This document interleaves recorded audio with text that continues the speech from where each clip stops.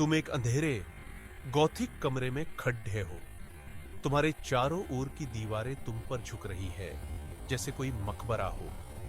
हवा में एक अजीब सी ठंडक है जो तुम्हारी हड्डियों तक पहुंच जाती है। यह कोई असल कमरा नहीं है, यह तुम्हारा मन है, एक जेल जिसे तुमने खुद बनाया है उसके लिए। तुम्हें याद है जब तुम पहली बार उससे मिले थे? उसकी आंखों में एक उदासी थी, एक ऐसी कहानी जो अनकही थी पर तुमने उसे महसूस कर लिया था। तुम्हारे अंदर का अच्छा लड़डिचका जाग गया, एक नायक जो उसे इस दुहक के सागर से बाहर निकालेगा। तुमने उसकी हर सिसकी सुनी, उसके हर आंसू को पोंछा। तुमने उसे अपनी दुनिया का केंद्र बना लिया। तुम्हें लगा तुम उसे बचा रहे हो, पर धीरे धीरे तुम खुद डूबने लगे।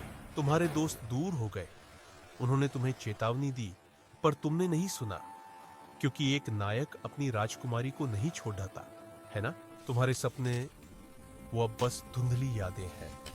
तुम्हारी महत्वाकांक्षाएं वो उसके दुखों के बोझ तले दब चुकी है। हर बार जब तुम्हें लगता कि वो ठीक हो रही है, एक नया तूफान आ जाता, एक नई त्रासदी, एक नया संकट, और तुम अच्छे लड्डे के फिर से अपनी ढाल उठाकर खड्डे हो जाते, थके हुए, टूटे हुए, लेकिन कर्तव्य से बंधे हुए। तुम भ्रम में हो, तुम्हें लगता है यह प्यार है, यह त्याग है, पर यह मनोविज्ञान का एक क्रूर खेल है। इसे दया का जाल कहते हैं। एक ऐसी स्थिति जहां तुम्हारी सहानुभूति को तुम्हारे खिलाफ एक हथियार की तरह इस्तेमाल किया जाता है। यह तुम्हारी अच्छाई का शोषण है। वो बेचारी नहीं है, वो एक शिकारी है, और तुम्हारा अच्छा लड्डच का होने का भाव उसका शिकार। मैनिपुलेटर अक्सर बेचारी या पीड़ित की भूमिका निभाते हैं। यह उन्हें शक्ति देता है, यह उन्हें तुम्हारी भावनाओं पर नियंत्रण देता है। उनकी कहानियां हमेशा दिल दहलाने वाली होती, उनका अतीत हमेशा त्रासदियों से भरा होता है।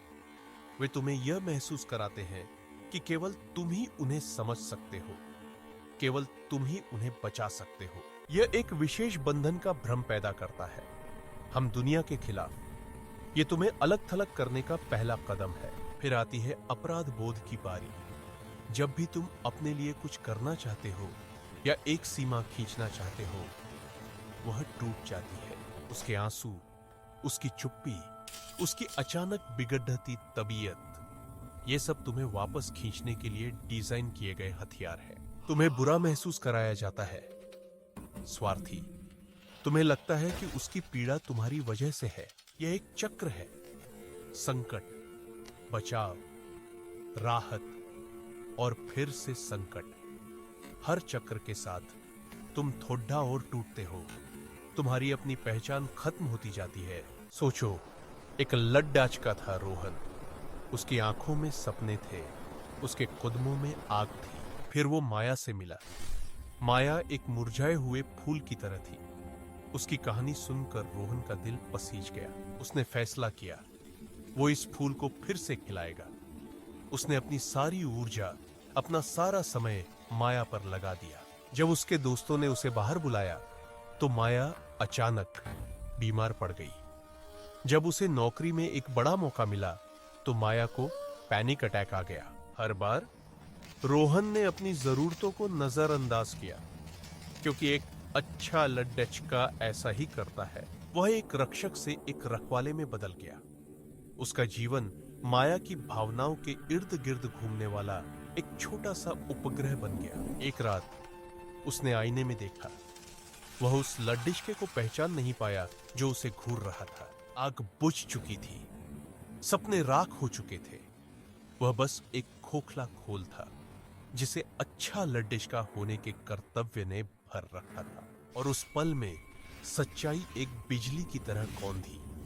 यह दया नहीं थी, यह एक जाल था। माया को उसके सहारे की जरूरत नहीं थी, उसे उसकी शक्ति की जरूरत थी। उसे एक दर्शक की जरूरत थी जिसके लिए वह अपनी त्रासदी का मंचन कर सके। उसके आंसू ईंधन थे और तुम्हारी दया वह आग थी जिसमें तुम्हारी अपनी दुनिया जलकर राख हो रही थी। यह है सच्चाई। तुम्हारा अच्छा लड्डाडिच का होना तुम्हारी ताकत नहीं, तुम्हारी सबसे बड़ी कमजोरी बना दिया गया। तुम्हारी बचाने की इच्छा को एक पिंजरे में बदल दिया गया, तुम्हारी सहानुभूति को तुम्हारी जंजीरों में। तो अब तुम क्या करोगे? क्या तुम इस चक्र को चलने दोगे जब तक तुम पूरी तरह से मिट नहीं जाते, या तुम उस आवाज को सुनोगे जो तुम्हारे अंदर से कह रही है, बस अब और नहीं। इस जाल को तोड़ ढाने का मतलब क्रूर होना नहीं है, इसका मतलब है अपनी सीमाओं को पहचानना। इसका मतलब है यह समझना कि तुम किसी और की खुशियों के लिए जिम्मेदार नहीं हो, खासकर जब वे तुम्हारी अपनी खुशियों को खत्म कर रही हो। सच्ची दया खुद को मिटाना नहीं है, सच्ची दया में विवेक होता है, उसमें आत्मसम्मान होता है। अपनी अच्छाई को वापस लो, उसे एक ढाल बनने दो, जंजीर नहीं। एक नायक बनो, लेकिन सबसे पहले अपने लिए।